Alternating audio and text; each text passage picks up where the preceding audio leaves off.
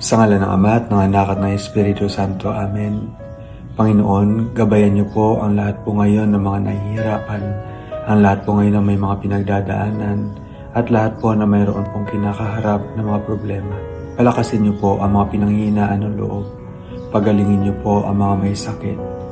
Pabalikin niyo po sa inyong daan ang mga nawawala. Akayin niyo po ang mga nag-iisa. Samahan niyo po ang mga nalulungkot at mga nagdurusa. Panginoon, sa kung ano pa man po ang aming mga pinagdadaanan, hindi po kami bumibitaw sa inyo pong pagmamahal sa amin. Ipagpatawad niyo rin po ang aming mga pagtataksil sa inyo.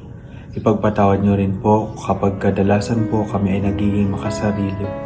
Ipagpatawad niyo rin po kung hindi po namin naiisip ang mga maraming pagkakataon na kayo po ay aming nasasaktan. Panginoon, sana po pwede lagi kami magsimula sa inyong grasya. Sana po turuan niyo po kami lagi na magsimula sa inyong pong pagmamahal sa amin. Alam niyo po ang lahat-lahat sa amin, Panginoon, at alam niyo rin po kung gaano namin kayo kamahal.